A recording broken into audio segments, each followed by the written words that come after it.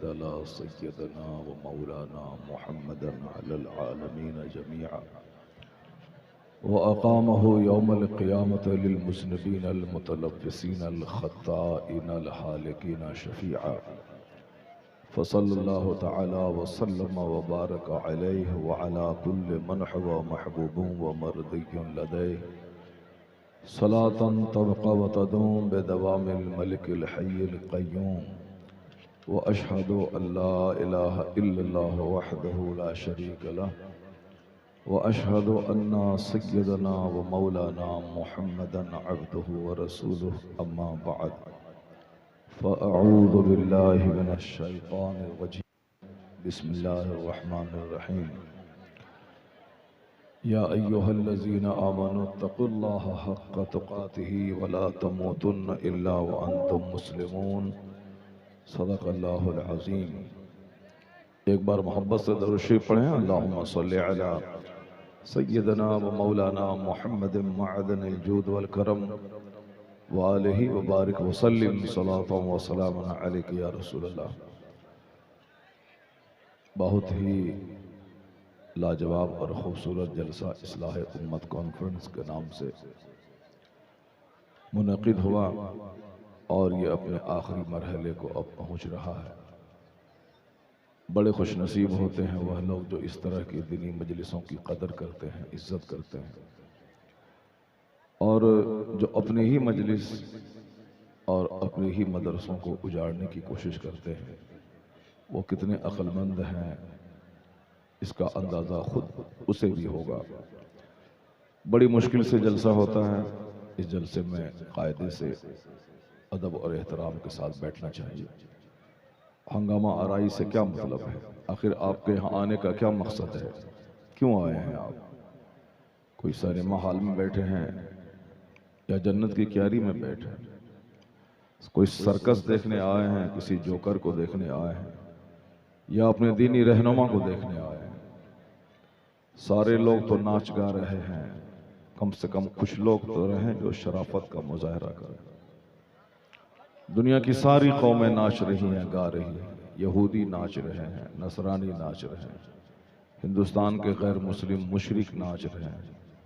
एक ही कौम से उम्मीदें वाबस्ता है कि ये खुद नेक बनती हैं और सारी दुनिया को नेक बनाने का इरादा रखती है। आपके कंधे पे दुनिया को सजाने और संवारने का बोझ है। जो इतना बड़ा बोझ लेके दुनिया में आया हो वो किसी दूसरों की नकल नहीं करता है, वो नकल महबूब परवरदिगार की करता है और सारी दुनिया उनकी नकल करती है। कौम मुस्लिम उस कौम का नाम है जो बहादुर और गयूर कौम है। कौम मुस्लिम के लोग 1 करोड़ की तादाद में भी लोग रहे हैं, और जब दीन की बात आती है तो सरे तस्लीम ये कौम खम कर देती है। अल्लाह की बात सुनने के बाद रोंगटे खड़े हो जाते हैं, आंखों से आंसू के कतरे जारी हो जाते हैं। यही है एक मर्द मोमिन की पहचान। वो इज़ा समिअू मा उनज़िला इला रसूल तरा अयुनहुम तफीदु मिनद्दम, यानी जब वो अल्लाह की आयतों को सुनते हैं तो उनकी आंखें बह पड़ती हैं।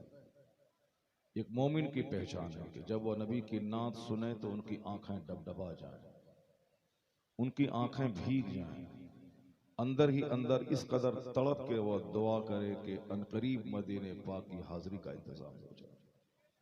वो कौम मुस्लिम है।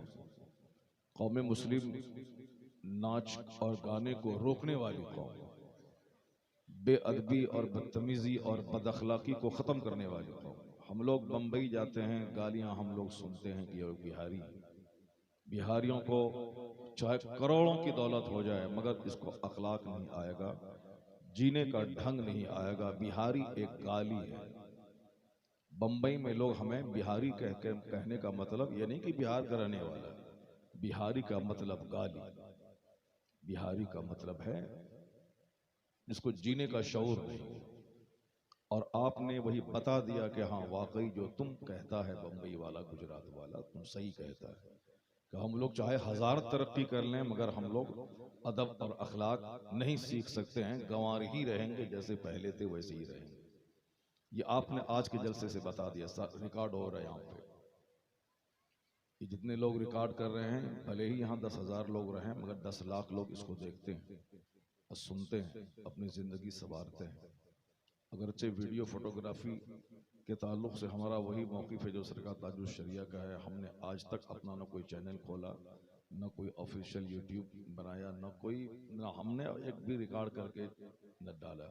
लोग बनाते हैं, लोग डालते हैं, लोग देखते हैं, अपनी ज़िंदगी संवारते हैं, वो जाने, उनका काम जाने। मगर मैं ये कहना चाहता हूँ कि इसके ज़रिए सारा हिंदुस्तान आपको देख रहा है, किस तरह लोग रहते हैं सीतामढ़ी के इस नेपाल और हिंदुस्तान के सरहदी इलाके के लोग कैसे रहते हैं।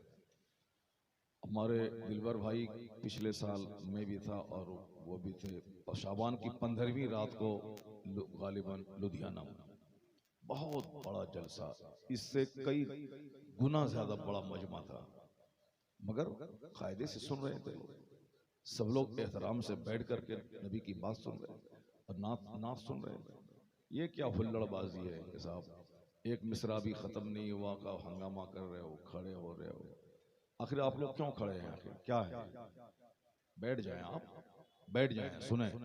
बस आखिरी मरहले में जलसा जा रहा है। मैं तो सोचा था कि 2-2.5 घंटे का 3 घंटे का खिताब करूंगा, चूंकि बहुत बड़ा मजमा रहता है इस इलाके में, लेकिन जिस तरह आप लोग कर रहे हैं कि आधा घंटा में ही मुझको छोड़ना पड़ेगा माइक। अगर चाहते हैं कि कम से कम 1.5-2 घंटे की तकरीर हो तो कायदे से बैठ जाएं सारे लोग। और आप बता दें कि जज्बात में हमारे बच्चे बह जाते हैं, वरना बिहार की सरजमीन लखेरों और लुच्चों की सरजमीन नहीं है, पढ़े लिखों की सरजमीन है। हिंदुस्तान के सारे मदरसों में बिहार के बच्चे मिलते हैं और बिहार के पढ़ाने वाले उलमा मिलते हैं। यहाँ तक कि अमेरिका और यूरोप में भी बिहार के बहुत सारे उलमा हैं जो अब इल्म का नूर बिखेर रहे हैं और उस सरजमीन को आबाद करके अपने स्टेट का नाम ऊंचा कर रहे हैं बहुत से लोग। मगर ये तरीका अच्छा नहीं है। बस बैठ जाएं आप लोग, जो कुछ हुआ हुआ, अभी भी कुछ नहीं हुआ। जलसा बिल्कुल जोरदार ढंग से इख्तिताम को पहुंच जाए। शुरू में तो मजमा अच्छा रहता है और गुफ्तगू हो जाती है, लेकिन आखिर तक जलसे का जमा रहना, सलातो सलाम पढ़ने के बाद लोगों का दुआ करके जाना, ये बहुत अहम बात है। हम लोग सब मुश्किल में गिरफ्तार हैं। अक्सर मैं कहता हूँ कि जब मुश्किल में जिंदगी मुब्तला है तो उस मुश्किल के हल के रास्ते ढूंढने चाहिए। और हर आदमी डॉक्टर के पास भाग रहा है, कोई आमिल के पास भाग रहा है, कोई साहब जादूगर के पास भाग रहा है, कोई ओझा के पास भाग रहा है, कहीं से गरीबी दूर हो जाए, परेशानी दूर हो जाए। मगर परेशानी दूर होती नहीं। बुजुर्गों ने कहा कि एक जबरदस्त नुस्खा है गरीबी दूर करने का, वो है कि रोजाना अपने घर में कम से कम 20 मिनट कुरान पाक की तिलावत करें। 50 करोड़ तावीज से वो फायदा ना होगा जो 20 मिनट कुरान पाक की तिलावत।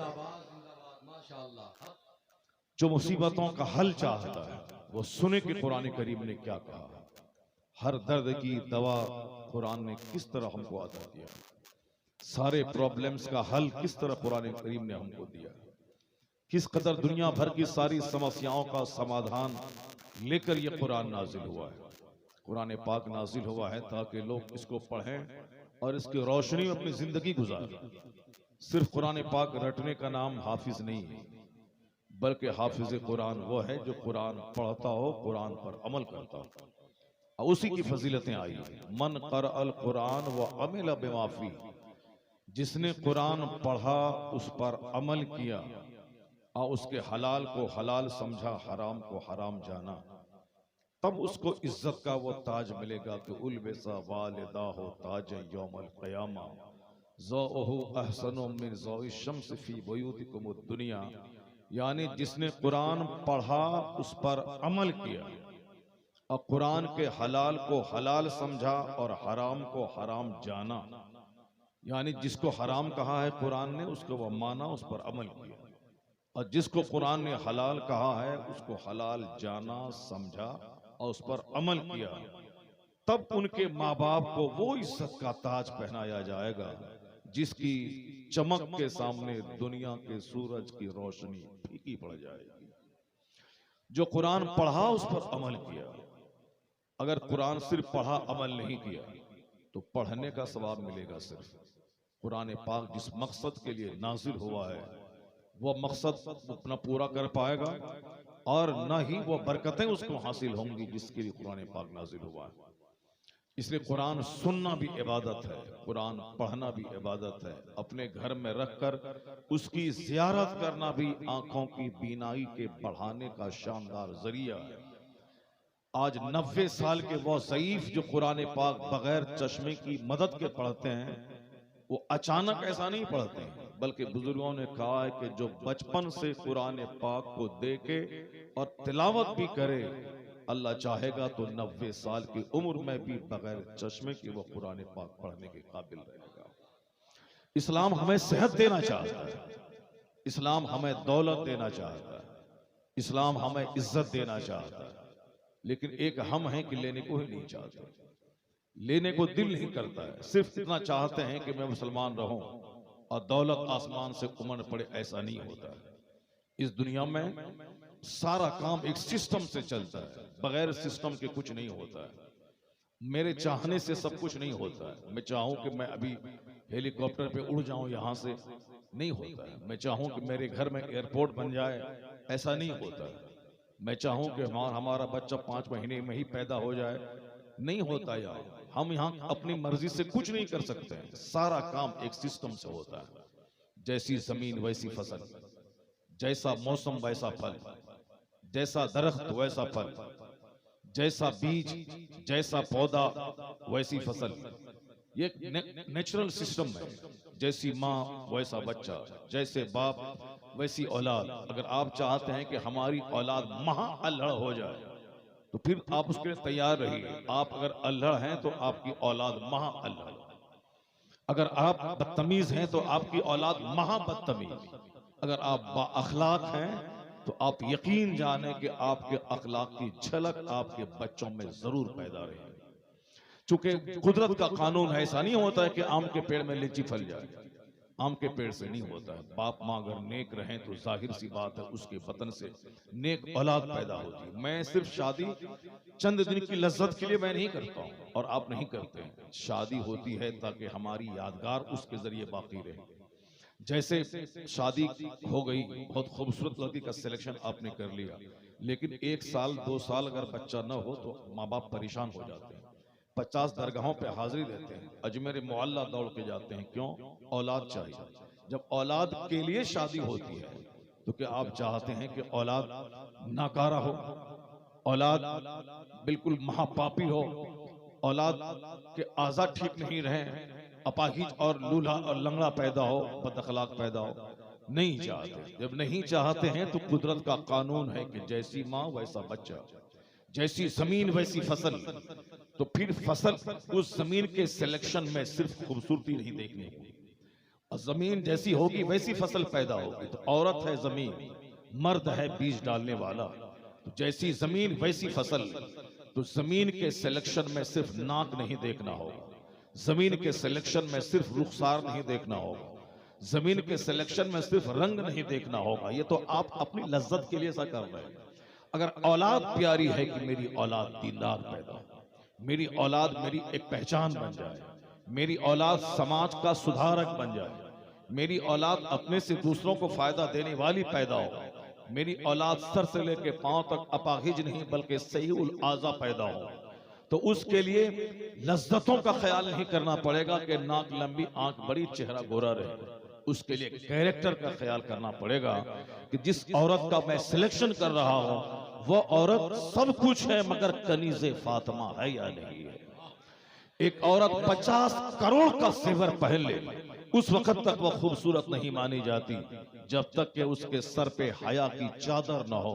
उस वक्त तक वो कोई खूबसूरती काम नहीं देगी। औरतों का सबसे बड़ा जेवर है हया, औरतों का सबसे बड़ा जेवर है उसकी निगाहों का नीचा रहना, औरतों का सबसे बड़ा जेवर है उसके सर से आंचल का नहीं खिसकना, औरतों का सबसे बड़ा जेवर है अपने घर की 4 दीवारी में कैदो बंद बनकर एक जन्नती माहौल घर को देना। औरतों का सबसे बड़ा जेवर है सर से लेके पांव तक सारे आज़ा को अजनबी मर्दों से छुपाना।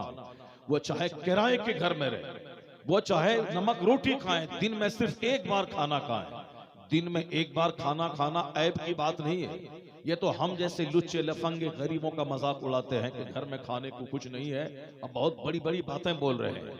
ये हम जैसे खसीसों और रजीलों की कहानी, मगर अल्लाह के नजदीक वो शख्स काबिल एहतराम है जिसका किरदार सबसे ज्यादा अच्छा है। इन्ना अक्रमकुम इंदल्लाहि अतकाकुम, undoubtedly most respectable near Allah is one who is God fearing person. अल्लाह के नजदीक सबसे ज्यादा काबिल इज्जत वो है जो जितना ज्यादा अल्लाह से डरने वाला है, जिसका दामन जितना गुनाहों से फ्री हो, पाक हो, वो उतना ही ज्यादा अल्लाह के नजदीक इज्जत के काबिल है।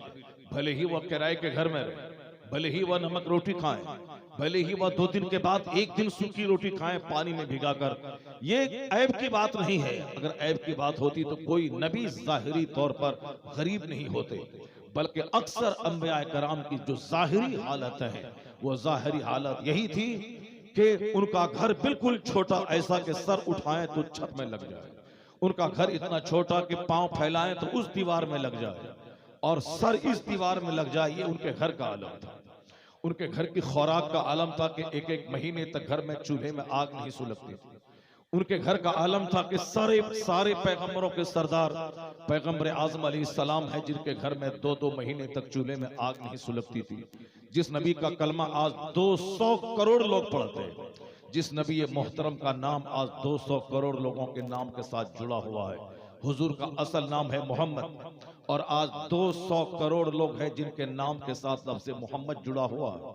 और ये 200 करोड़ मोहम्मदी फौज दुनिया में मौजूद है, जिनके फॉलोवर, जिनके इशारे पे जान हथेली पे लेकर कुर्बान करने वाली फौज, ये मुसलमानों की फौज मौजूद है आज 150 करोड़ से। ये कुदरत का कानून है कि इस्लाम मगलूब होने नहीं आया है, इस्लाम गालिब होने के लिए आया है। इस्लाम दूसरों के जुल्म का शिकार होने नहीं आया है, इस्लाम दुनिया से जुल्म और कुफ्र और शिर्क को उखाड़ने आया है। यही वजह है कि इस्लाम के खिलाफ जब जब जिन जिन लोगों ने साजिशें की, जिन जिन लोगों ने इस्लाम को दबाना चाहा, उसका रिजल्ट बिल्कुल उल्टा निकला। एक शख्स था जिसने कलमा पढ़ा था, यानी आका अलैहिस्सलाम ने जब नबूवत का ऐलान किया तो सबसे पहले एक शख्स ने कलमा पढ़ा, उसके बाद दूसरे ने कलमा पढ़ा, 4 लोगों ने कलमा पढ़ा। उन 4 पहले कलमा पढ़ने वालों में एक नाम सिद्दीक़ अकबर का था, एक नाम हजरत खदीजा का था, एक नाम आपके गुलाम ज़ैद इब्न हारिसा का था, एक नाम आपके चचाजाद भाई हजरत मौला अली रज़ी अल्लाह ताला अन्हु का था। ये 4 नफुस कुदसियां हैं जिसने सबसे पहले इस्लाम कबूल किया। 4 लोग थे। 4 लोगों की खबर जब दुश्मनों को पहुंची तो लोग इस्लाम के खिलाफ प्लान बनाने लगे कि अब जब 5वां न हो, 6ठा कलमा नहीं पढ़ ले। वह लोग धीरे धीरे मुसलमानों को सताने का प्लान बनाने लगे ताकि मुसलमान ज्यादा तादाद में बढ़ ना जाए, इस्लाम के फॉलोवर ज्यादा बढ़ नहीं जाए। यहाँ तक कि उन्होंने धीरे धीरे दुश्मनी शुरू की। ये 4 की तादाद 40 में बदल गई। 40 में बदल 3 साल तक सिर्फ 40 लोग रहे। उसके बाद जैसे काफिरों को भनक लगी, ये हमारे बुतों को मुसलमान बुरा कहते हैं, यह एक नया दीन, वो अपने हिसाब से एक नया दीन इन्होंने लाया है, मजहब इस्लाम, ये हमारे बुतों के और कुफ्र और शिर्क के खिलाफ ये बोलते हैं। दुश्मनी बढ़ा दी तो 40 लोग कलमा पढ़ते थे, मगर दुश्मनी बढ़ी 4000 लोगों ने कलमा पढ़ लिया।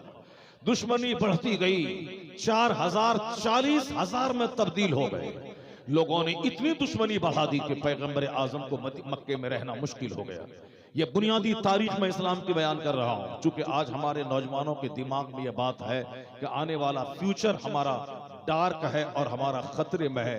जाहिर सी बात है, जैसे आप जी रहे हैं, आपकी मस्जिदें वीरान हैं, आपके घर सिनेमा देखने वाली LED टीवी से आबाद है, आपके जलसे हुल्लड़बाजी की नजर हो रहे हैं। ये जलसा है ताकि हम पाबंदी से सुबह तक बैठकर वह बात सीख लें कि एक आलिम जो 20 साल में मुताला करके जानता है, वह 20 साल की बाद में 2-4 घंटे में जान लो। ये जलसा एक मोबाइल चलता फिरता मदरसा होता है और आलिम दीन यहाँ कॉमेडी नहीं करने के लिए आते हैं। यहाँ कॉमेडी नहीं होती है, यहाँ रोया जाता है, यहाँ अपने गुनाहों पे मातम किया जाता है। यहाँ कुरान करीम उतरा ही है गम के साथ। हुजूर ने कहा है, जब भी कुरान पाक की तिलावत करो तो गमगीन जैसा चेहरा बना ले, यानी गमगीनों जैसा मुंह बना ले। जब कुरान की तिलावत कर तो अगर हो सके तो आंसू बहा। हुजूर कहते हैं अगर आंसू नहीं निकले तो आंसू बहाने की सूरत बना ले, यानी गमगीन चेहरा बना ले।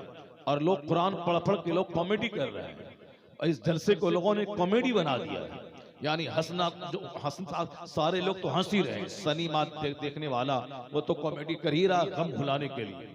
ये साहब कव्वाली वाले लोगों को कव्वाली शाइक और दिलदादा कव्वालों को बुला करके वो हारमोनियम और तबला और बाजा और मौसीकी तो सुन ही रहे हैं। कॉमेडी राजू श्रीवास्तव का प्रोग्राम तो लोग सुन ही रहे हैं, उनको बुला करके हंसाना और मुस्कुराना, कहा मारना, गम भुलाना।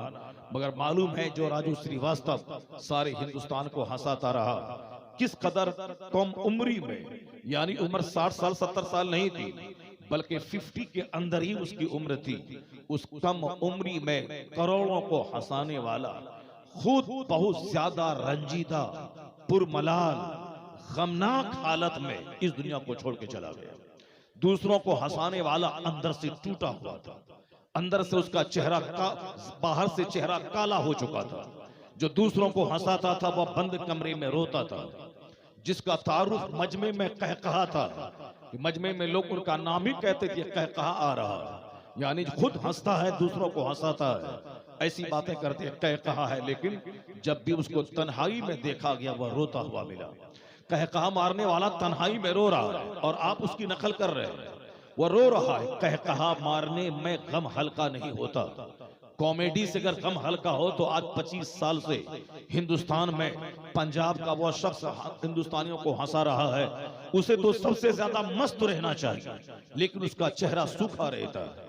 दुनिया का एक बहुत बड़ा कॉमेडियन जिसका नाम चार्ली चैपलिन है, जो ब्रिटिश फिल्म स्टार, करोड़ों जिसके फैन है, उनका एक जुमला मशहूर है, अगर तुम आदमी हो और कुछ सुनना चाहते हो और सुनने का फायदा महसूस करते हो, दरख्त है, दरख्त सूख जाता है जब दरख्त को पानी नहीं मिले, उसी तरह यह आदमी का दिल है, जब नसीहत का पानी इसको नहीं मिले यह दिल मर जाता है, यह दिल सख्त हो जाता है। यह दिल जब जिंदा रहता है तो चेहरा हरा रहता है, यह दिल जब जिंदा रहता है तो आदमी जिंदा रहता है, और दिल जब बंद हो जाता है, हरकतें कल्ब जब बंद हो जाती है तो आदमी मुर्दा हो जाता है। और दिल की बीमारी जिसको हो गई वह कभी जिंदगी में खुश नहीं रहेगा, हमेशा उसका चेहरा बुझा सा रहेगा, क्योंकि अंदर में हल्का हल्का दर्द होता रहता है, और वह दर्द कभी बढ़ जाता है तो बेहोशी में बदल जाता है। तो दिल की बीमारी जिसको होगी, समझ लो उनका वो गया काम से, कभी सच्ची खुशी नहीं मिलेगी, हमेशा वो अंदर से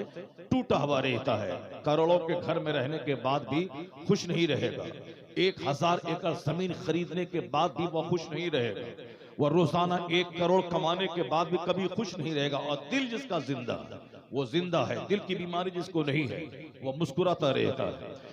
चार्ली चैपलिन, अगर उस दिल जिंदा है तो उसकी बात सुन ले, दिल अगर मर गया है तो मर जाने दो।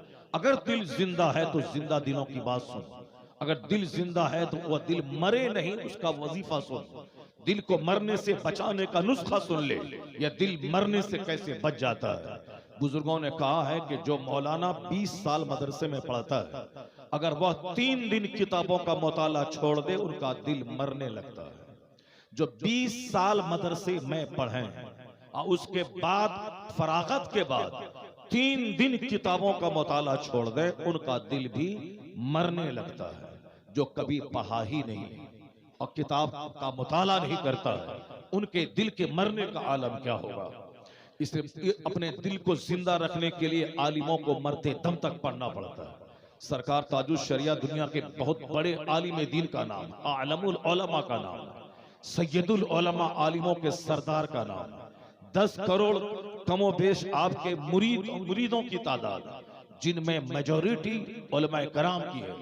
जो मुफ्ती आजम हिंद के मुरीदों में ज्यादा तादाद आलिमों की थी, उसी तरह सरकार ताजुल शरिया के मुरीदों की तादाद में अक्सर उलमा की तादाद। इस वक्त के जितने बड़े बड़े आलिम मदरसों में, मस्जिदों में, खानकाहों में जहां भी मिलेंगे, आज से 25 साल पहले के आलिम अक्सर मुफ्ती आजम हिंद के मुरीद, और आज के डेट में जितने अच्छे आलिम मिलेंगे अक्सर 90% आलिम वो सब सरकार ताजुल शरिया के मुरीद है।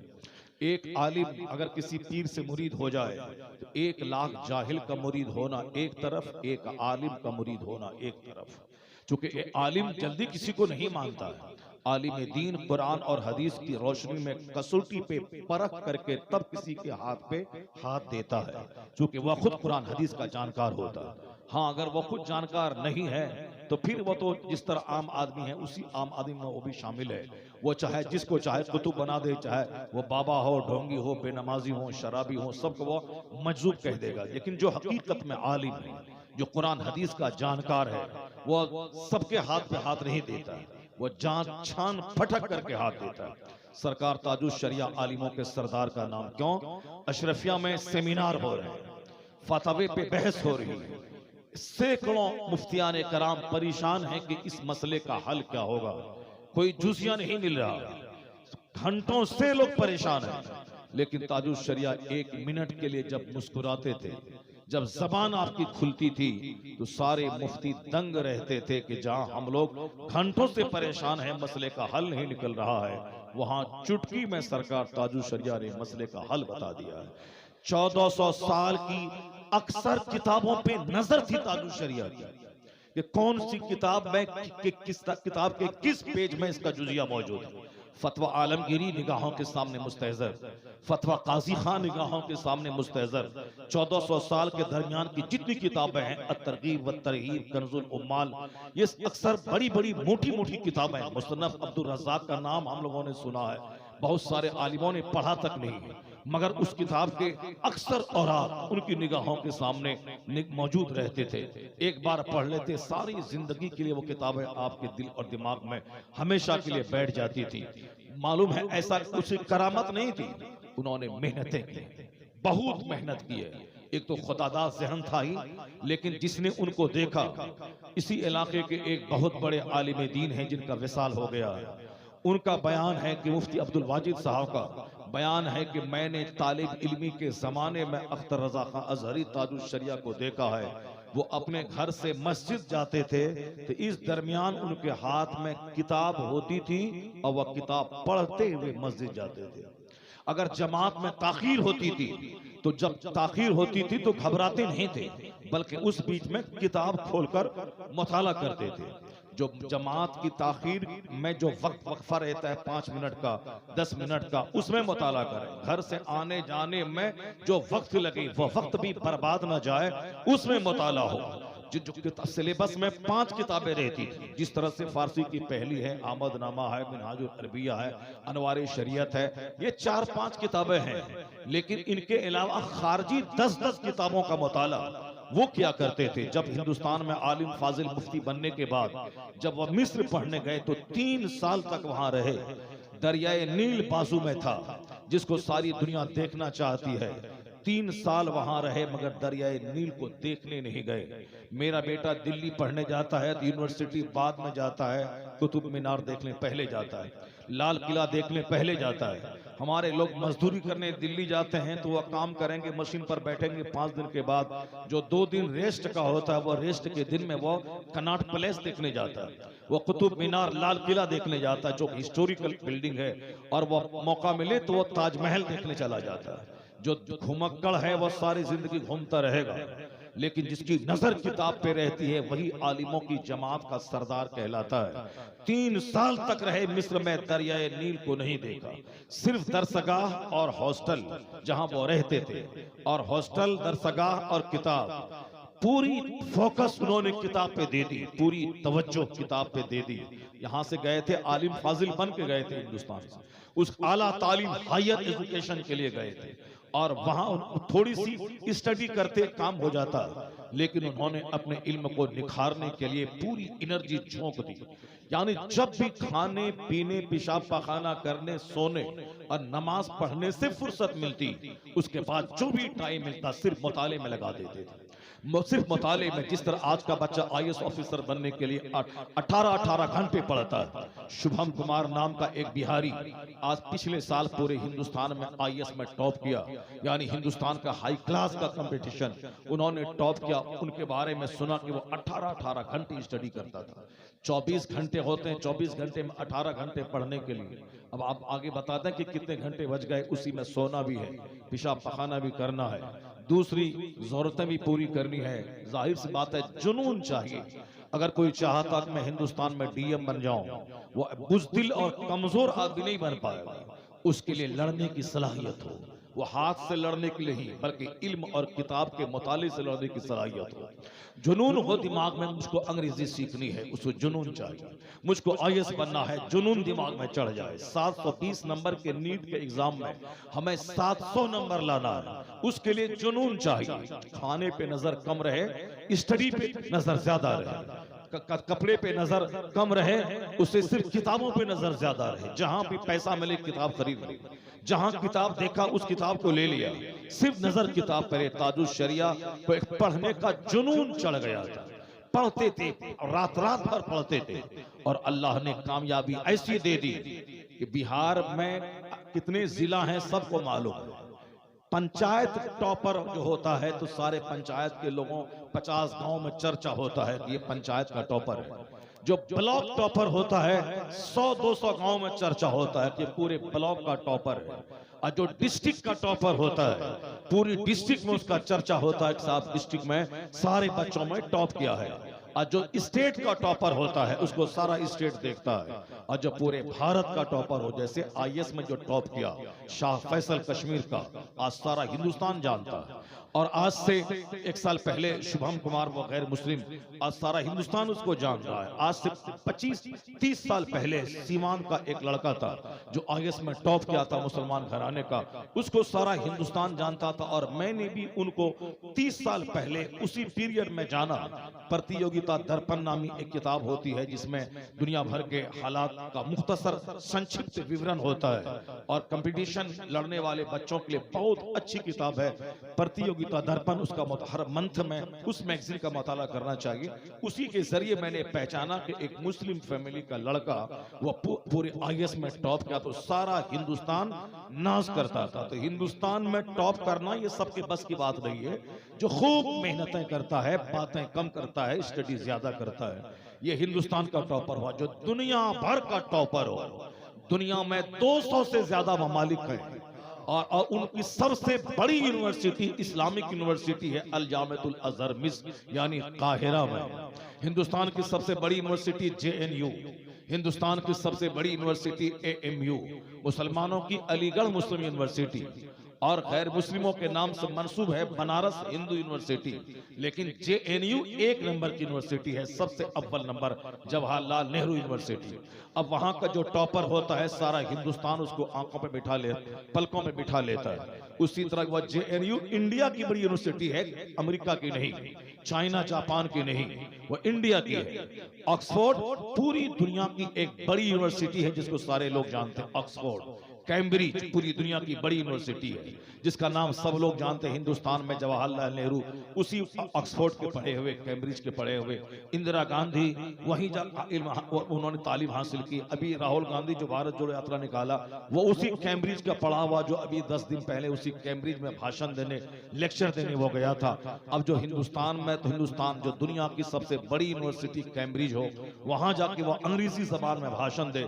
जाहिर सी बात है कुछ लोग उसे पप्पू कहते हैं, लेकिन सारी दुनिया जानती है कि ऑक्सफोर्ड में अंग्रेजी जबान में लेक्चर देने वाला वो आदमी वो कैसा होता है। दूसरे लोग चाय की बात करते रहे, वो बंदा ऑक्सफोर्ड में जाके अंग्रेजी में भाषण देता है। हमें किसी पार्टी से ताल्लुक नहीं, हम इल्म दोस्त हैं, इल्म की कद्र करते हैं जिनके पास इल्म हो। जिस तरह ऑक्सफोर्ड और कैम्ब्रिज असरी उलूम कंटेम्परेरी नॉलेज की सबसे बड़ी दरसगाह दुनिया की है, उसी तरह अल जामिअतुल अज़हर मिस्र काहिरा यूनिवर्सिटी वह दुनिया की सबसे बड़ी इस्लामी यूनिवर्सिटी है, सबसे बड़ी। वहां जो बच्चा टॉप करता है वह पूरी दुनिया का टॉपर माना जाता है। तो जिसने 18-18 घंटे स्टडी की हो, जिसने 10-10 12-12 घंटे मुताला किया हो, आलिम फाजिल बनने के बाद 3 साल तक रहे मिस्र में, दरियाए नील नहीं देखा, उन्होंने अल जामिया का सारा कैंपस नहीं घूम के देखा, पूरी तवज्जो सिर्फ किताब पर रही उनकी। वही शख्स सिर्फ मिस्र का नहीं, बल्कि उस मिस्र में जहां पूरी दुनिया के बच्चे पढ़ते हैं, पूरी दुनिया के लाखों बच्चे, 5 बच्चों में टॉप करना और है, 5000 में टॉप करना और है, 5 लाख में टॉप करना और है, जहां पूरी दुनिया के 50 लाख बच्चे इल्म हासिल करते हो, उसमें सबसे आला नंबर के साथ कामयाब होना यह किसी दूसरे का हिस्सा नहीं, वह शहजादे आला हजरत अख्तर रजा खां अजहरी ताजुल शरिया का हिस्सा था, जिन्होंने दुनिया की सबसे बड़ी यूनिवर्सिटी का सबसे टॉपर रहे। क्यों टॉपर रहे? कोई करामत नहीं करके, अचानक कोई अजूबापन नहीं, बल्कि दुनिया का सारा काम सिस्टम से चलता है। सिस्टम वही, जो मेहनत करेगा वो जीतेगा, जो बरसात में भीग कर खेत में रोपा करेगा वो अगहन के मौसम में अपने घर में बासमती चावल लाएगा, जो जनवरी में नवंबर दिसंबर में ठटर कर गेहूं में पानी पटाएगा और गेहूं के पीछे लगा रहेगा, वो मार्च में गेहूं काटेगा और शानदार फसल बोरा में पैक करके मंडी पहुंचा के नोट की गड्डी गिनेगा, और जो बरसात के मौसम में बैठा रहे, खेत में हल नहीं चलाए और काम नहीं करे, ऐसा नहीं होगा कि बगैर मेहनत के बासमती चावल उसके घर में चला जाए। जो आदमी नवंबर दिसंबर में गेहूं नहीं लगाएगा, इस मौसम में वो गेहूं नहीं काटेगा, चूंकि यहाँ कुदरत का कानून है, जो पौधा लगाएगा वही काटेगा। जो दुकान में सुबह से लेकर शाम तक बैठेगा, वही शाम के टाइम अपने पर्स में रुपया भर के वो लाएगा। ऐसा नहीं होगा कि मैं घर में बैठा रहूं और दुकान से पैसा चल के मेरे घर में आ जाए, ऐसा नहीं होता है। अगर मालदार बनने का नुस्खा है कि मैं अजमेर में जाके वहां गरीब नवाज के सामने मैं मुरादें मांगता रहूं और वहीं से सब कुछ मिल जाएगा, ऐसा भी नहीं होता है। यहाँ देखने के लिए सूरज की रोशनी भी चाहिए या बल्ब की लाइट चाहिए और आंख भी चाहिए, दोनों चाहिए। आंख है मगर सूरज नहीं है, नहीं मगर दुनिया को देख नहीं सकते आप। आंख है मगर बल्ब लाइट नहीं है, आप नहीं देख सकते। या सूरज है, आंख नहीं है, फिर भी आप नहीं देख सकते। आधा आंख का रोल रहता है और आधा सूरज का रोल रहता है। आंख इधर से जाती है, उधर से सूरज की रोशनी आती है, तब जाके हम दुनिया का नजारा करते हैं, दुनिया को देखते हैं। आंख नहीं रहे तो सूरज की रोशनी से कोई फायदा नहीं, और अगर आंख रहे सूरज की रोशनी न रहे तो आदमी अपने हाथ को नहीं देख पाएगा। 50% आंख का रोल है, 50% सूरज का रोल है। इसी को देखकर आप समझ सकते हैं कि 50% हमारा रोल रहता है, मैं मेहनत करता हूं, ये 50% है, और दूसरा कामयाबी अता करना ये खुदा की रहमत और खुदा की अता से होता है। तो हमारी मेहनत इधर से चलती है, उधर से खुदा की रहमत आती है। जहां मेहनत और रहमत दोनों मिल जाए, कामयाबी वही हमारा कदम चूमती है। अजमेर मुअल्ला जाना, वहां से दुआ करवाना, ये 50% है। बाकी 50% मेरा रोल कि मैं मैट्रिकुलेट हो जाऊं, मैं इंटरमीडिएट पास करूं, मैं 18 घंटे 12 घंटे 16 घंटे स्टडी करूं, उसके बाद अजमेर चला जाऊं और वहां जाके दुआ करूं, इलाही मैंने मेहनत करने में कोई कमी नहीं छोड़ी, मैंने 15-15 18-18 घंटे स्टडी की, 99% नंबर मैंने लाया। ये काम मेरा था, स्कूल जाना, मेहनत करना, किताब पढ़ना। इलाही तू अपने करम से मुझे कामयाबी अता फरमा दे। गरीब नवाज की तुरबते पुरनूर का वास्ता है, जहां अल्लाह वाले आराम करते हैं वह जगह मकाम में मुस्तजाब हो जाती है। जहां अल्लाह वाले का कपड़ा हो, जिस कपड़े को पहन के हजार हजार रकत वो नमाजे नफल पढ़ा है, वो कपड़ा उसके बदन का बाबरकत हो जाता है, जिनके वसीले से दुआएं कबूल होती है। अल्लाह वाला जिस जगह बैठकर 50,000 खत्म कुरान करता है, उस जगह कयामत तक के लिए वह जगह मकाम में मुस्तजाब हो जाती है। हजरत उस्मान गनी रज़ी अल्लाह तआला अन्हु मुस्तफ़ा के दामाद भी हैं और खलीफतुल मुस्लिमीन भी हैं, खलीफाए सोम हैं, और साबिकुन अव्वलून में उनका एक नाम आता है उस्मान गनी का। क्यों? इसलिए कि वो सबसे पहले इस्लाम लाने वालों में उनका नाम आता है। मैं हिजरत करने वालों में उनका पहला नाम आता है, जो मक्का छोड़कर हबशा गए और फिर हबशा छोड़कर मदीना आए। साहिबे हिजरतैन हैं उस्मान गनी। और फिर जुन्नूरैन है उस्मान गनी, हुजूर की एक बेटी आपके निकाह में जब उनका इंतकाल हो गया तो हुजूर ने अपनी दूसरी बेटी का भी अक्द उस्मान से कर दिया। हम लोग अगर किसी को अपना दामाद बना ले और अगर हमारी बेटी इत्तेफाक से मर जाए, अल्लाह ने करे ऐसा हो, तो आप फिर दोबारा उसको अपनी बेटी नहीं देते हैं या सोच करके नहीं नहीं ये तो आदम खोर है, हमारी बेटी इसके यहाँ गई और वो मर गई, दूसरी दूंगा, दूसरी भी मर जाएगी। ये हम जैसे कमजोरों की कहानी, जो आलिमों की सोहबत में नहीं रहते, जो किताबें नहीं पढ़ते, जो अपने हिसाब से दुनिया को देखते हैं, जबकि अल्लाह ने अपने महबूब को रोल मॉडल बना के भेजा। अल्लाह ने अपने हबीब को दुनिया के लिए मॉडल बनाया है कि नबी को देख जिंदगी गुजार, अपनी अक्ल पे भरोसा करेगा तो पागल हो जाएगा, नफ्स की पैरवी करेगा तो जहन्नम की वादी में जाएगा, शैतान की पैरवी करेगा तो दोनों जहान का खसारा और घाटा हाथ आएगा। पैरवी ना शैतान की करना, ना पैरवी अपने नफ्स की करना, वरना ये नफ्स रुस्वा कर देगा। ये नफ्स तो बोलेगा कि फलां की बेटी जा रही है, जरा गौर से देख के आंख की लज्जत हासिल कर ले, आंख को सेक ले, मगर शरीयत कहती है खबरदार, पहली नजर तुम्हारी है, दूसरी नजर पड़ी तो वह शैतान की है, अब वहां से गुनाह शुरू हो जाएगा। पहली नजर पड़ गई अचानक तो वो माफ है, अगर दूसरी नजर उठी वहां से गुनाह शुरू है। और जो अपनी आंख को हराम देख देख कर भर लेगा, अल्लाह तबारक व तआला उसकी आंख को कयामत के दिन आग से भर देगा। जो लोग मोबाइल में गंदी तस्वीरें देखते हैं वह चौकस और चौकन्ना हो जाएं कि अपनी आंख में आग भरने का सामान कर रहे हैं। मम मला ऐनहु मिनल हराम मला अल्लाह ऐनहु यौमल क़यामत मिनन नार। आया है किताब में कि जिसने अपनी आंख को हराम चीजों से भर लिया, अल्लाह कयामत के दिन उसकी आंख को आग से भर देगा। अब ये हराम से भरने का मतलब दूसरों की बहू बेटी को ताक झांक करना, और फिर मोबाइल में औरतों की तस्वीर देखना, लज्जत लेकर देखना, सिनेमा के पर्दे पे देखना, व्हाट्सएप यूट्यूब में औरतों की तस्वीरें देखना, सिनेमा के पोस्टर लगे हैं दीवार पे उसको घूर घूर के देखना, लज्जतें हासिल करना, ये हुआ आंख का गुनाह, ये हुआ आंख को आंख हराम से भरना। एक दिन अगर कोई भर ले उसकी सजा क्या है जरा देख लें। एक किताब में मैंने पढ़ा कि एक शख्स पुलसरात से गुजर रहा था, गुजरेगा और एक खतरनाक अजदहा सांप उसके चेहरे पे एक जोरदार तमाचा मारा, यहां तक कि उसकी आंख एक तरफ की गई, एक तरफ का पूरा चेहरा काला हो गया। वो जन्नती है, वो शख्स नमाज रोजे का पाबंद है, मगर उसके बाद जब वो जन्नत में दाखिल हुआ तो जन्नतियों ने देखा कि एक आंख इधर की काली है, एक तरफ का चेहरा काला है। वह सांप ने पुलसरात पे उसे मारते हुए कहा था कि एक दिन तुमने एक खूबसूरत नाबालिग लड़के को तुमने गौर से देखा था, एक नजर तुमने देखा था, उसी की यह सजा है। अगर दोबारा तुम देख लेते तो तुम्हारा दूसरी तरफ का चेहरा भी मैं काला कर देता, लेकिन तुमने एक बार उसे गौर से देखा था, ये उसी की सजा है कि सांप का एक जोरदार तमाचा एक तरफ के चेहरे को गला दिया।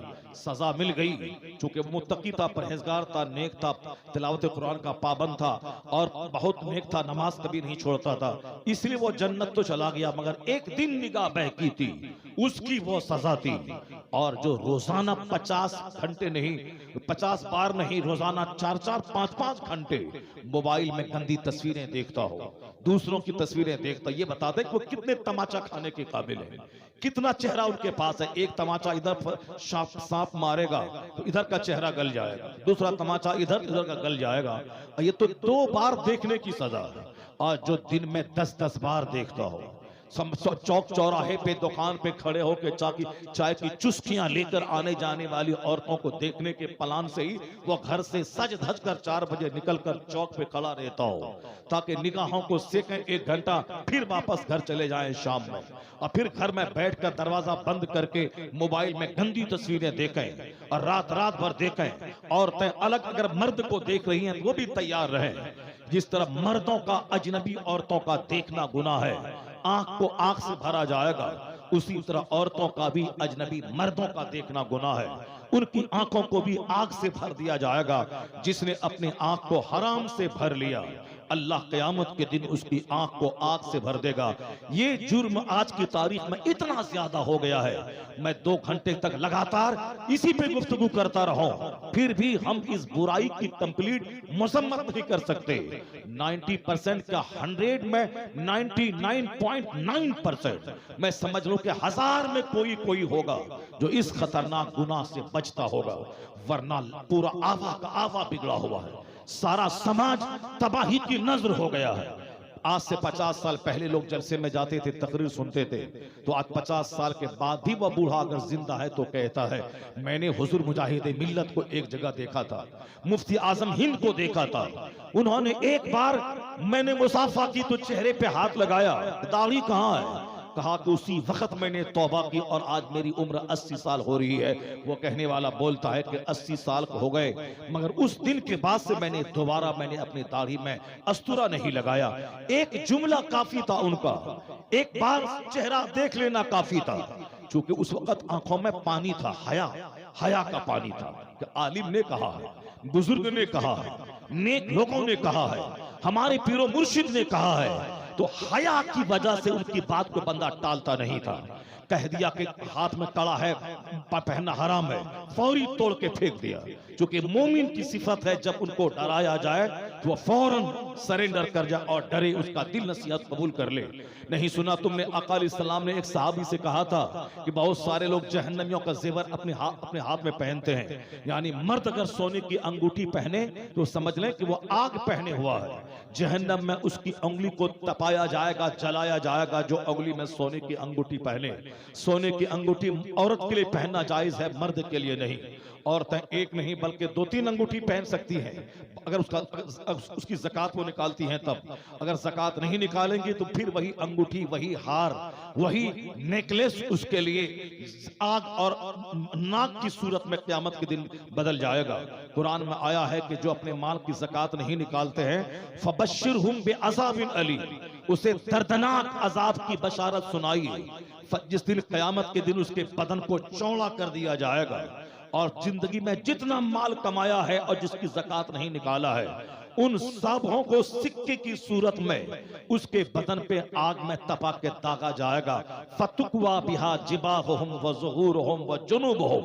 कुरान शरीफ में आया है जो माल जमा करते हैं, ज़कात नहीं निकालते हैं, उसको गिन गिन कर रखते हैं, तो अल्लाह उनकी पीठ को, उसी माल को आग में तपा के दागेगा। पीठ को, करवटों को, यानी ये करवट, ये सीना, ये पीठ, ये पेशानी, सबों को दागा जाएगा और वह अज़दहा सांप उसके फन मारकर उसके चेहरे पर बोलेगा मैं तेरा वह माल हूं जिसकी तुमने ज़कात नहीं निकाला।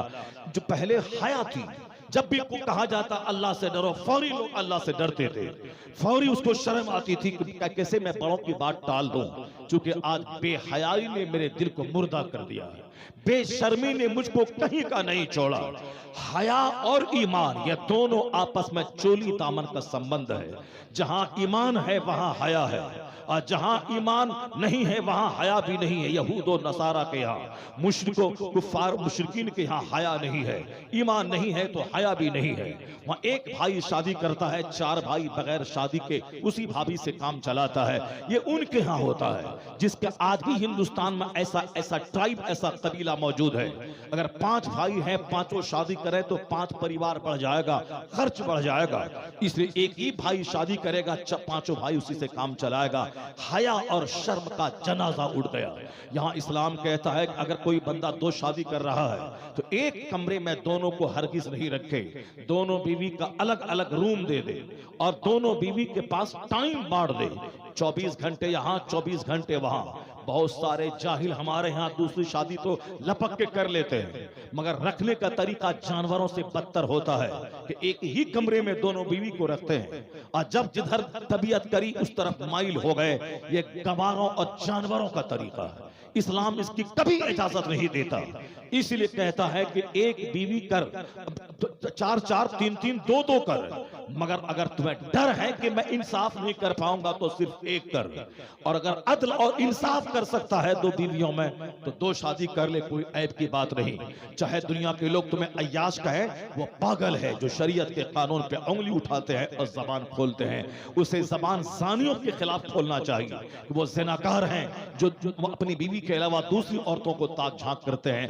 ज़िना की मजम्मत करे, इग़लाम बाजी की मजम्मत करे, हराम कारी की मजम्मत करे, सुन्नत की मजम्मत ना करे। 1 से 4 बीवी तक मर्द करे, और अल्लाह ने दौलत दी है तो 4 कर ही ले। 1 करना मिस्किनों का काम है, गरीबों का काम है।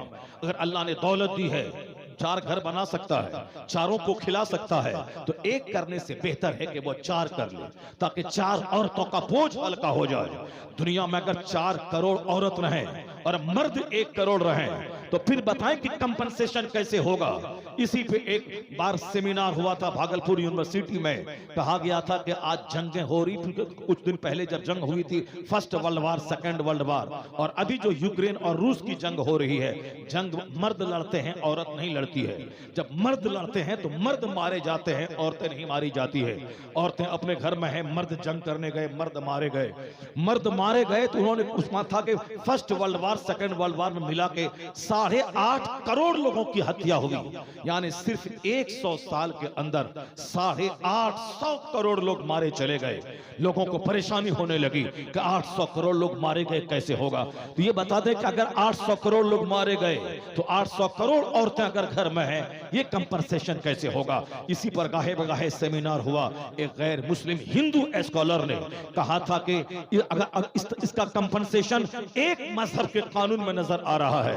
यानी मर्द अगर 4 करोड़ है, 4 करोड़ है, औरतें अगर 16 करोड़ हैं, तो कंपनसेशन कैसे होगा। उन्होंने कहा हाँ, एक तरीका है। वो तरीका है मुस्तफा का दिया हुआ कानून। वह कानून निकाह है कि एक मर्द 4 शादी करे। तो अगर 1 करोड़ मर्द है, 4 करोड़ औरतें हैं, तो कोई हिंदू मजहब में इसका समाधान नहीं है, कोई क्रिश्चियनिटी में इसका समाधान नहीं है, कोई जूस में इसका समाधान नहीं है। अगर इस समस्या का समाधान है तो मजहब इस्लाम में समाधान है कि एक मर्द 4 शादी करे तो 4 करोड़ औरतें समा जाएंगी। इस तरह समाज में जलजला और फितना पैदा होने से समाज बच जाएगा। वरना मर्द 1 रहे, 4 औरतें रहे तो समाज में ज़िनाकारी फैलेगी, समाज में बदअखलाकी फैलेगी, समाज में क्राइम सर उठाएंगे। तो समाज को क्राइम से बचाने के लिए मुस्तफा का कानून अपने अंदर बेहतरीन सलाहियत रखता है। तो जो कानून 1400 साल पहले अपने दामन में कमाल रखता था, वह इस दौरे साइंस में भी वही कमाल रखता है। इसलिए कि मुस्तफा का कानून अनचेंजेबल है, वह लाजवाब है। हर एतबार, हर जहत, हर एंगल से कमालात और खूबियों का जामे है मुस्तफा का कानून। भले ही मुसलमान नहीं पढ़े, यूनिवर्सिटी में पढ़े लिखे लोग मुताला कर रहे हैं, अमेरिका के प्रेस्टीज यूनिवर्सिटी में लोग मुताला करते हैं। नमाज का दुनियावी फायदा क्या है, नमाज का उखरवी फायदा क्या है, रोजा की सेहतमंद बनाने में कितना इंपॉर्टेंट रोल अदा करता है, और यह ज़कात समाज की गुर्बत दूर करने में कितना रोल अदा करता है। यह हज बैतुल्लाह इंटरनेशनल फ्रेटरनिटी और ब्रदरहुड का एक शानदार एग्जीबिशन में कितना बड़ा रोल रखता है, वो उन सबों को मालूम है जो मुताले का जिगर रखते हैं, जो गहराई में डूबकर इस्लाम के कानून का मुताला करना चाहते हैं। वह जानते हैं भले ही जबान से 2-4 लुच्चे लफंगे इस्लाम के खिलाफ बोल दें, हुजूर को गाली दे दें, सरकार के खिलाफ बोल दें, मगर जहां जहां इल्म की गहराई है वहां वहां सरकारें दो जहां के मानने वालों की तादाद में इजाफा हो रहा है। आप नर्वस क्यों हो रहे हो? तुम अपने मजहब को पढ़ना छोड़ दिया, तुमने काफिरों की तरह शादी बियाह, अकीका, खतना, वलीमा करना शुरू किया, तुमने काफिरों की तरह बर्थडे का केक काटना शुरू किया, तुमने काफिरों की तरह एलईडी टीवी में 24 घंटे छिपके रहकर गंदे मनासिर से अपनी आंखों को आलूदा करना शुरू किया। हमने अपनी बेटी की शादी शादी को काफिरों के तर्ज पे उसको फजूल खर्ची का सरिया बना दिया। 25 साल की मेहनत को 25 घंटे में पानी की तरह बहा देना हमने काफिरों से सीख लिया। तो शादी को नुमाइश बना देना, सामान को नुमाइश बना देना, ये हमने काफिरों से सीखा। हमें तो कहा गया था कि मस्जिद में 5 आदमी के बीच में निकाह कर ले, ताकि जब भी लड़की जवान हो लड़का जवान हो, ज्यादा 2 4 10 रस्म की गहराई ना हो कि उसकी वजह से शादी मुश्किल हो जाए। जिस तरह हमने आजकल हल्दी लगाना, मंगनी करना, मेहमान का जाना फिर मेहमान का आना, यानी शादी का आधा खर्च इसी आने और जाने में खत्म हो जाए, और फिर आखिर में लड़का वाला नेग्लेक्ट कर दे कि नहीं मुझको तो पसंद है मगर मेरे दामाद को लड़की पसंद नहीं है, जो मेरे बेटे को बहुत चाहता है उसको पसंद नहीं है। बदतमीज तू क्या है? तू बेटे का बाप है तू, और फैसला लेने के लिए अपने दामाद पे छोड़ रहा है। इसका मतलब है कि झूठ बोलता है, दामाद का नाम लेकर झूठ बोल रहा है। असल में तुझको ही रिश्ता पसंद नहीं है, और डायरेक्ट नहीं बोल सकता है तो दामाद का नाम लेकर के तू उसे झुठलाता है उस रिश्ते को। सारा काम काफिराना, इधर से लोग जाएं उधर से लोग आए, मंगनी करें, हल्दी की रस्म अदा करें, कपड़ा खरीदने दुकान में जाएं, वहां लड़ाई हो रिश्ता टूट जाए, और सब मिठाई बांटे, मिठाई मन के मुताबिक लड़का वाला नहीं भेजा, वह कंजूस है बखील है रिश्ता नहीं करेंगे, कायदे से जूता नहीं दिया, ये सारा तरीका काफिरों का है। इसीलिए कपड़ा खरीदने टाइम में निकाह टूट जाता है, निकाह नहीं होता है, उसकी कपड़ा खरीदने की वजह से शादी टूट जाती है। कभी बारात वापस चली जाती है कि बाराती कहते हैं मेरे लिए खाना नहीं ठीक से बना है, बिस्लरी की बाटल मुझको नहीं मिली, उसमें शादी टूट जाती है। तो दरवाजे पे बारात आके लौट जाती है, कपड़ा खरीदने के दिन लौट जाती है। किसने कहा था कि 1000 बारात को मंगवाना? किसने कहा था कि दोनों पार्टी के लोग जाके मिलकर कपड़ा खरीदना? किसने कहा था कि मंगनी में इतना सोना देना, जेवर देना? तो मंगनी में शादी टूट रही है, कपड़ा खरीदने में शादी टूट रही है, बारात दरवाजे पे आके वापस जा रही है, और शादी होने के 10 दिन के बाद निकाह टूट रहा है। जब हमने सिर्फ लड़का की नौकरी देखी, आमदनी देखी, हमने ये नहीं पूछा लड़के का कैरेक्टर कैसा है, लड़का शराबी है या लड़का नमाजी है या लड़का वाहियात खुराफात का आदी है, हमने नहीं पूछा, सिर्फ नौकरी है देख लिया। और जहां शादी के 4 महीने के बाद पता चला लड़की वापस आ गई, क्यों? लड़का हिजड़ा है, लड़का नामर्द है, लड़का मर्द कहलाने के काबिल नहीं है। नौकरी देखा, लड़के की ताकत नहीं देखी, लड़के की जवानी नहीं देखी, लड़के का बैकग्राउंड नहीं देखा, लड़के का कैरेक्टर क्या वो नहीं देखा। लोग बताते रहे कि लड़के का कैरेक्टर खराब है, लड़का इस्लामबाज है, लड़का तवाइफ के कोठे पे 5 साल से जा रहा है, लड़का मुश्तजनी कर रहा है, हैंड प्रैक्टिस करके मनी गैर फितरी तरीके से निकाल रहा है, वह हिजड़ा नामर्द हो चुका है, उसको क्यों कैसे बेटी दे रहे हैं? मगर ये कहता नहीं कोई जाहिरी पहचान तो नहीं, लड़का नौकरी वाला है, 1 लाख महीना कमा रहा है। सिर्फ नौकरी देखा, बेटी का मुस्तकबिल नहीं देखा, बेटी का मुस्तकबिल नहीं देखा। जो लड़का नमाजी नहीं हो, वजू नहीं करता हो, नमाज नहीं पढ़ता, उसके नामर्द बनने का ज्यादा चांस रहता है। जो पाबंदी के साथ नमाज 5 वक्त पढ़ता हो और हर नमाज से पहले वजू करता हो, अगर बुरी आदत अगर गलती से लग भी गई, नमाज के सदके में उसकी बुरी आदत छूट जाती है। और अगर बुरी आदत अगर गहरा गई तो फिर याद रखें यही हैंड प्रैक्टिस उसे नामर्द बना देगा।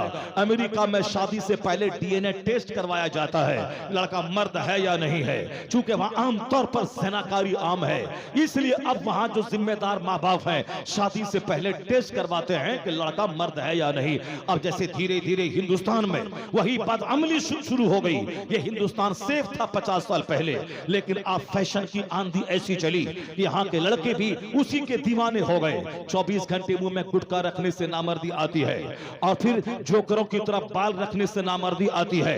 हकीमों का कौल आज मैं 30 साल से स्टेज के जरिए मैं शेयर करता हूं कि हकीमों ने कहा है कि जो आदमी दाढ़ी मूंडेगा और 7 नस्ल तक दाढ़ी मूंडता रहेगा, यानी जैसे मैं मूंड रहा हूं, मेरा बेटा मूंड रहा है, मेरा पोता मूंड रहा है, पोते का बेटा मूंड रहा है, इस तरीके से 7 नस्ल तक अगर दाढ़ी लोग मूंडते रहे तो 8वीं नस्ल जो पैदा होगी वह नामर्दों की पैदा होगी।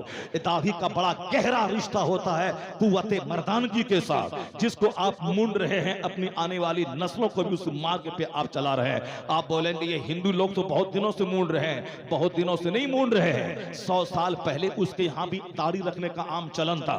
वो तो जब से बंबई में बॉलीवुड और हॉलीवुड यानी सिनेमा का मसला आया है, जब से पर्दे में नाचने और सेव करके और क्लीन चीट करके क्लीन शेव करके नाचने का मसला आया है, उसके बाद से हिंदुओं में भी इसी तरह का रिवाज फरोग पाया दाढ़ी के मूंडने का। वरना 100 साल पहले वो लोग भी दाढ़ी रखते थे।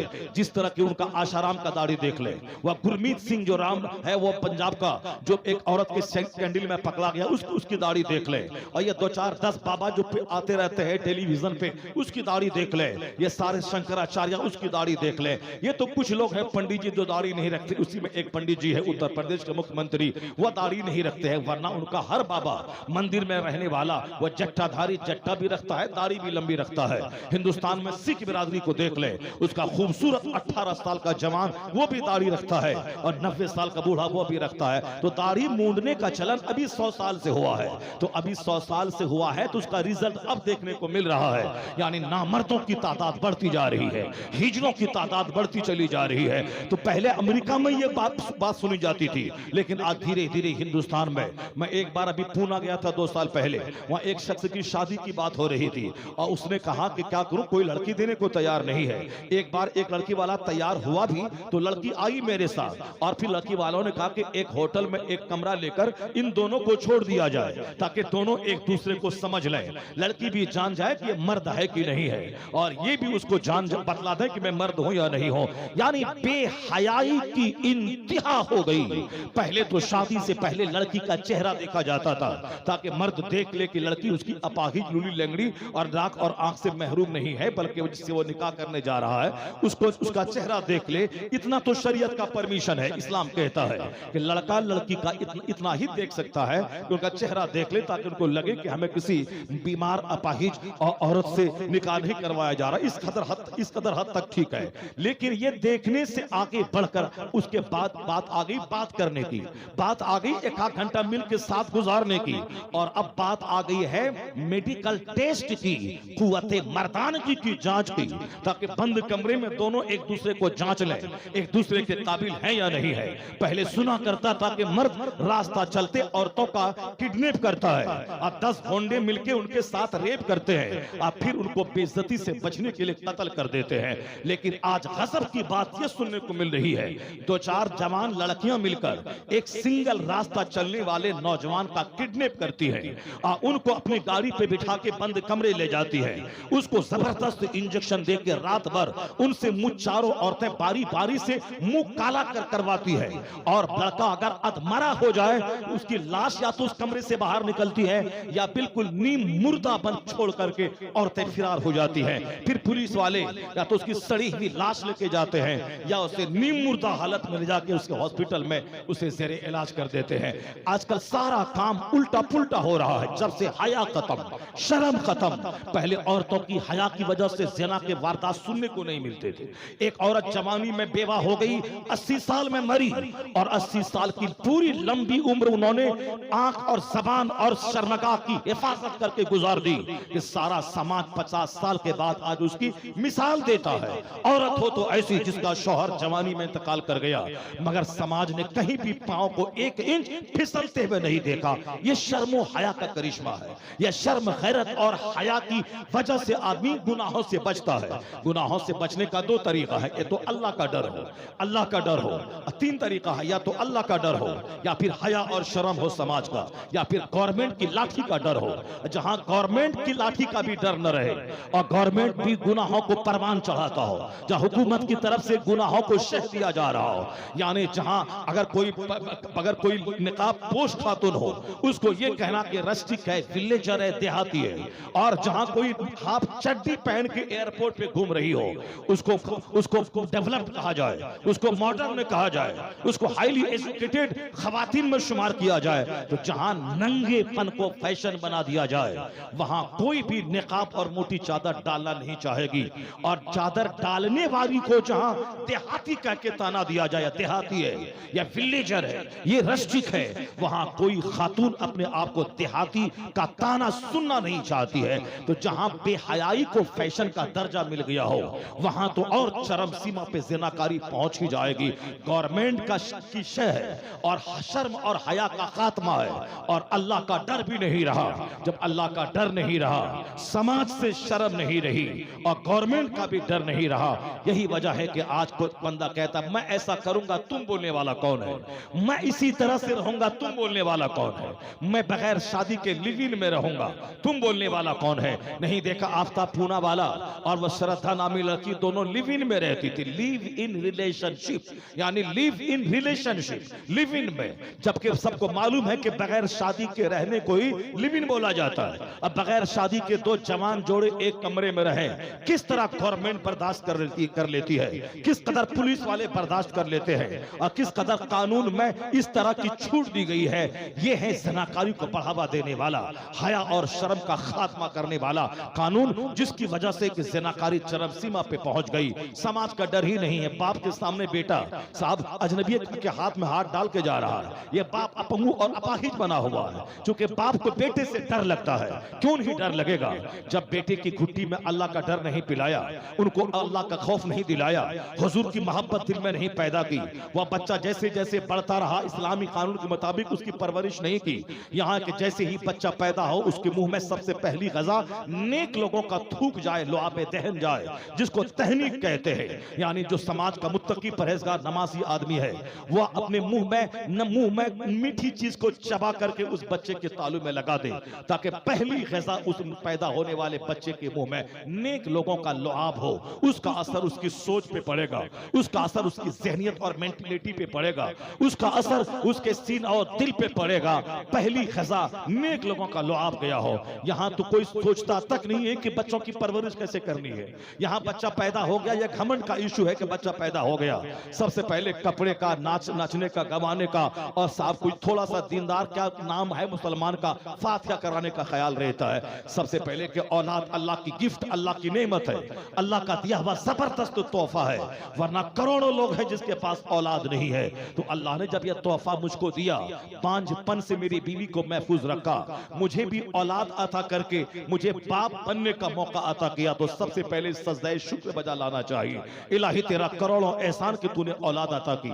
अब उसके बाद देखे कि हुजूर की हदीस की रोशनी में उस बच्चे की परवरिश कैसे करनी है। सबसे पहले तहनीक करवाए, उसके बाद पाकीज़ा नेक दाइयों से उसको दूध पिलवाए, या अपनी बीवी को उसको नेकी की राह पे चलाए, उसे कहे कि तेरे दूध का असर तेरे बच्चों में होगा। दूध की धार के साथ तेरा कैरेक्टर बच्चों में मुंतकिल होता है। अगर तुमने सनीमा देखते हुए, गाना सुनते हुए तुमने बच्चों को दूध पिलाया, तो बस तेरे बच्चों का लोफर और जोकर होना तय है, इसको कोई नहीं रोक पाएगा।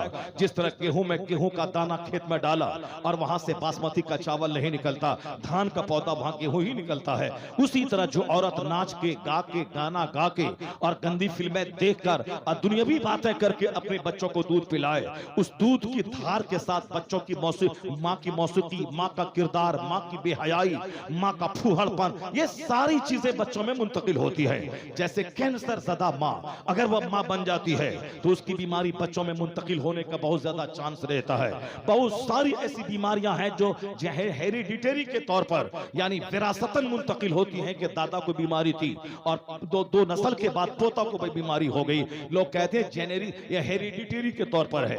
लोग कहते हैं कि साहब ये विरासतन ये बीमारी मुंतकिल होकर आई है, बाप दादाओं से मुंतकिल होकर आई है। कहते हैं जिस तरह बीमारी मुंतकिल होती है, उसी तरह किरदार की खराबी भी मुंतकिल होती है। मैंने तो यहां तक देखा है, अगर किसी का दादा पक्का शराबी हो, उसकी नस्ल में कोई न कोई महाशराबी पैदा होता है। हमने तो यहां भी समाज में देखा है, जिसने अपने बाप को मार के घसीटा था, उसका बेटा उसको उसी तरह पब्लिक के सामने घसीटता है। चूंकि किरदार मुंतकिल होता है, जिस तरह बीमारी मुंतकिल होती है, उसी तरह किरदार भी मुंतकिल होता है। तो गैरतमंद बाप वो है जो स्वस्थ भी हो, जो हेल्दी भी हो। ऐसा ना हो कि वह तो मर जाए और अपनी बीमारी बच्चों में मुंतकिल करके चला जाए। वह तो मरने वाला मर ही जाएगा, लेकिन अपने बच्चों को बीमार करके चला जाएगा। अगर 5 बच्चे हैं तो 5 बच्चे मुमकिन है कि बीमार हो जाएं। इसलिए अगर चाहता है बाप कि मेरा बच्चा मेरी बीमारी को वो ढोके नहीं चले नस्ल में, तो उसे खुद स्वस्थ रहना पड़ेगा, उसे खुद हेल्दी रहना पड़ेगा। स्वास्थ्य को जिस चीजों से नुकसान है, उन सब से बचना होगा। जबरदस्त बाप वही है जो अपने बच्चों को बीमारी न दे। कामयाब बाप वही है जो अपने बच्चों में अपनी बेढंगी और अपनी बेहयाई को मुंतकिल ना करे। तो जिस्मानी तौर पर भी स्वस्थ रहना जरूरी है और अखलाकी तौर पर भी सेहतमंद रहना जरूरी है।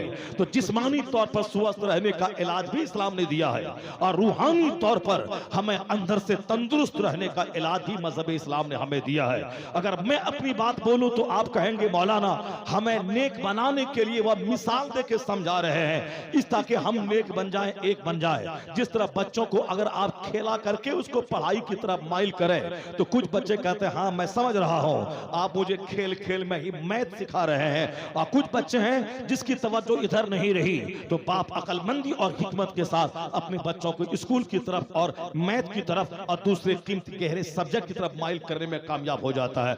यही वजह है कि आज अमेरिका, यूरोप और हिंदुस्तान के दानिशवरों की मुत्तफिका टीम ने कहा बच्चों को मारने से बड़ा गहरा असर होता है, मारने से बच्चे का जहन मारा जाता है, मारने की वजह से बच्चा डरपोक और बुज़दिल हो जाता है, मारने की वजह से बच्चों का दिल छोटा होता है। इसलिए स्कूल में अगर मारेंगे तो आपके ऊपर में केस हो जाएगा। नहीं मारे आप, बच्चों को हौसला दें, बच्चों को बाप की तरह शफकत और प्यार दें ताकि बच्चा स्कूल जाने में कतराए नहीं, बल्कि अपने घर से अपने स्कूल को तरजीह दे वो कि हमारे बाप से ज्यादा मुशफिक मेहरबान उस्ताद हमारे स्कूल में है, जहां मुस्कुराने का माहौल, खेलने का माहौल है, मुस्कुरा के खिला के उन बच्चों को पढ़वाना है ताकि पढ़ाई को बोझ न समझे और स्कूल जाने को बोझ न समझे।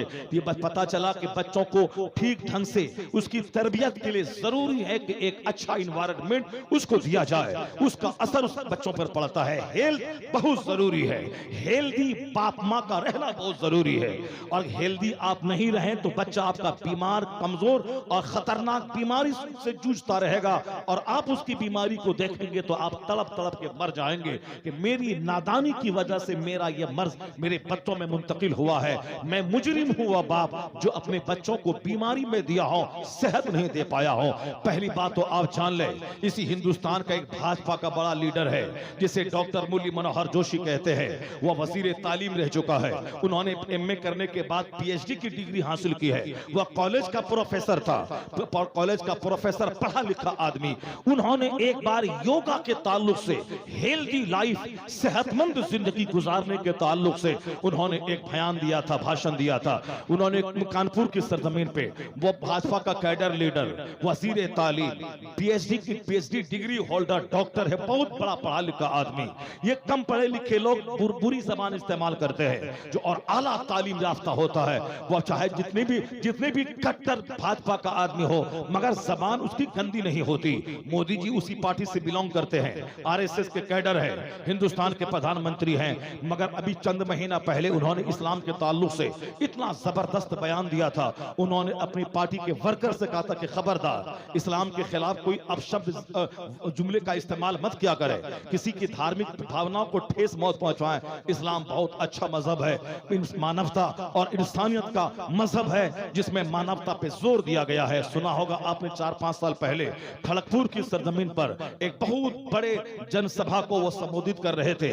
उसी दौरान बाजू की मस्जिद से अजान की आवाज आई, उन्होंने फौरी माइक को नीचे करके खामोश रहकर उन्होंने उस अजान का सम्मान किया है। हमारे बच्चे शादी ब्याह में डीजे बजाएं तो अजान होती रहती है, वो डीजे बजाता रहता है, ये बेहयाई का आलम है। हमारे बच्चे मस्जिद के सामने मोटरसाइकिल हुल्लड़बाजी की तरह साइलेंसर निकाल करके पट पर कट चलाता बजाता है, वह भूल जाता है कि अल्लाह का घर है, वह भूल जाता है कुछ लोग नमाज पढ़ रहे हैं, वह बच्चा भूल जाता है कि कुछ लोग वहां तस्बीह पढ़ रहे हैं मस्जिद के सामने। ये मुसलमान के बच्चों का किरदार है और वह मोदी जी का किरदार है कि आजान होना शुरू हुई, फौरी भाषण बंद कर दिया। वो अकेला नहीं था कि डर गया हमसे, लाखों की भीड़ थी उनके सामने, वो आरएसएस के लोग थे, वो सारे के सारे गैर मुस्लिम और हिंदू थे। उन लोगों को बुरा भी लगा कि आप हमारे लीडर हैं, उसके बावजूद आप अजान का सम्मान क्यों कर रहे हैं? आपने सबों को मना किया, खामोश रहना है, दूसरे के धर्म की पूजा हो रही है, वो अपनी इबादत कर रहे हैं तो हमें उनका सम्मान करना चाहिए। बड़े लोग जो होते हैं उनकी जबान अच्छी होती है, ये चंद जलील किस्म के लोग होते हैं उसकी जबान आवारा होती है। ये कम पढ़े लिखे लोग होते हैं, कुछ पिटा देंगे, भगा देंगे, पाकिस्तान भगा देंगे, अफगानिस्तान भगा देंगे, 2025 तक खाली करवा देंगे, 2030 तक कोई कलमा पढ़ने वाला नहीं रहेगा। ये उससे अच्छी तरह मालूम है कि 2030 तक वो जिंदा नहीं रहेगा, मुमकिन है उनका बाप दादा नहीं रहेगा, मगर इस्लाम रहेगा। क्योंकि आज से 400 साल पहले पहले जिसने कहा था कि इस्लाम मिटा देंगे वो मिट गया, इस्लाम नहीं मिट सका। आज से 1300 साल पहले मक्का के जिन लोगों ने कहा था हम मक्का से लोगों को भगा देंगे, वह लोग भाग गए। अबू जहल 2 बच्चों के हाथों मैदान बद्र में मारा गया। मगर जिस इस्लाम को मिटाना चाहता था, जिस पैगंबर आजम के कत्ल का प्लान बनाना चाहता था, उस पैगंबर आजम के गुलामों की तादाद पूरी दुनिया के हर कोने में फैलती चली गई। अबू जहल जिल्लत की मौत मारा गया और अल्लाह के महबूब को अल्लाह ने वो इज्जतें दी कि आज 200 करोड़ नाम के साथ उनका नाम मिला हुआ है। इसलिए तुम्हें कहता हूं, एक कौम मुस्लिम, तुम्हें कोई जलील नहीं कर पाएगा, तुम्हें कोई रुस्वा नहीं कर पाएगा। तुम्हारी बदअमली रुस्वा कर देगी, तुम्हारी बेहयाई रुस्वा कर देगी। तुम्हारे घर में लोग नमाज नहीं पढ़ते हैं, तुम रुस्वा हो जाओगे। तुम्हारी शादी ब्याह का काम काफिरों जैसा है, तुम रुस्वा हो जाओगे। तुम्हारा चेहरा काफिरों जैसा है, तुम रुस्वा हो जाओगे। पर इस्लाम कभी रुस्वा ना होगा।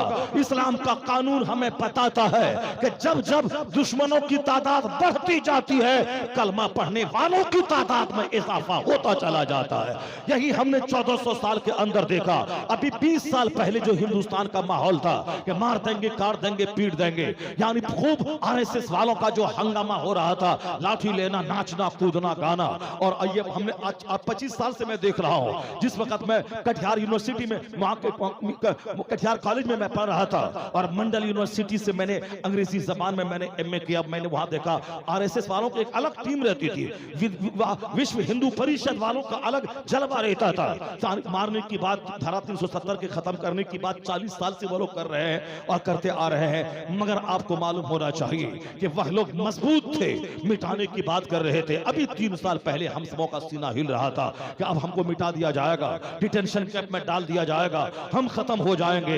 एक कौम मुस्लिम, अभी भी तुमको इस्लाम में कोई शक है क्या? इस्लाम हक है, मेरा खुदा हक है, मेरे मुस्तफा हक है, और कभी चाहे 1000 के दुश्मन दबाना चाहे, इस्लाम दब नहीं सकता। अभी मैंने एनआरसी के हंगामे को मैंने देखा, मिटा देंगे, काट देंगे, भगा देंगे। 40 करोड़ मुसलमानों का चेहरा सूख रहा था, हमारी आवाजों को दबाया जा रहा था, हमारे सारे प्रदर्शन को रोका जा रहा था। यानी हम बेबस थे, कुछ नहीं कर पा रहे थे।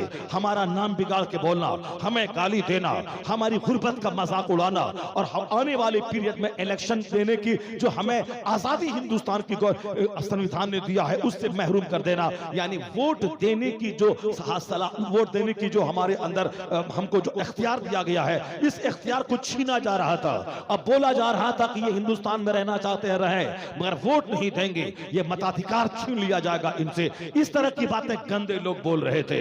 हम लोगों का चेहरा सूखा था, यहां तक कि हमारे कुछ लोगों ने रातों को उठकर जो अल्लाह की बारगाह में आंसू बहा के दुआएं की हैं, अल्लाह ने उन नेक लोगों की दुआओं को रद्द नहीं किया। अल्लाह, ऐसा लग रहा था कि हमें निगल के खा जाएंगे, मगर कुदरत का कानून सामने आया।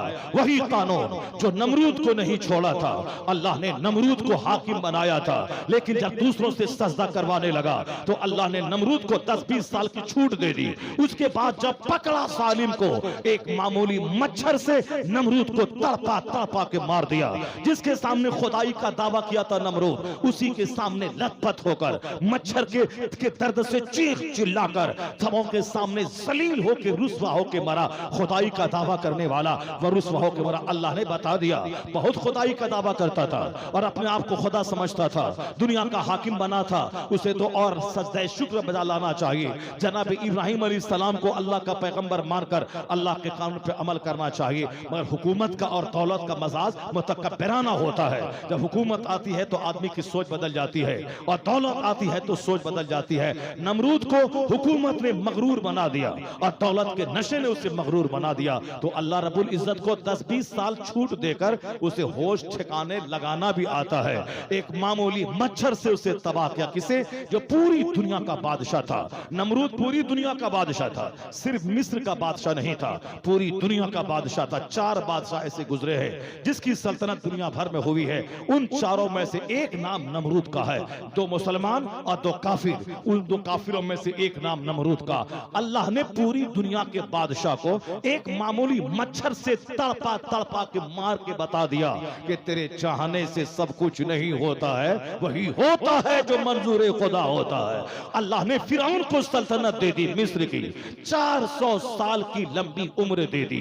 तुम परेशान होता है कि 14 साल हो गए, अल्लाह कहाँ है, मुसलमानों पे जुल्म बढ़ता जा रहा है। 14 साल की क्या हैसियत है, अल्लाह ताला 400 साल की छूट दिया था फिरौन को, 400 साल की, 400 साल की। फिरौन गरीब का बच्चा था, हुकूमत मिली तो उसको सजदा करना चाहिए कि मेरे बाप दादा गरीबी में जीता था, मैं बादशाह बन गया हूं, उसे तो 24 घंटे सजदा करना चाहिए। लेकिन ऐसा नहीं होता है। अगर ऐसा होता तो आप लोगों में से बेशुमार लोग हैं जिनके बाप को चप्पल मुयस्सर नहीं थी, जिनके बाप के पास साइकिल नहीं थी। आज बेटे के पास 25 लाख की कार मौजूद है, जिसके पास जो 15 किलोमीटर दूर जिसका बाप पैदल चल के हाथ में जूता लेके स्टेशन पे आता था, आज उनके बेटे के साथ बेटे के पास 10-10 हजार रुपए के एक दर्जन जूता और एक दर्जन चप्पलें रहा करती हैं। उसे तो और सजदा करना चाहिए कि अल्लाह तेरा करोड़ों एहसान कि मेरे बाप के पास चप्पल नहीं थी, मेरे पास 1 दर्जन चप्पल है।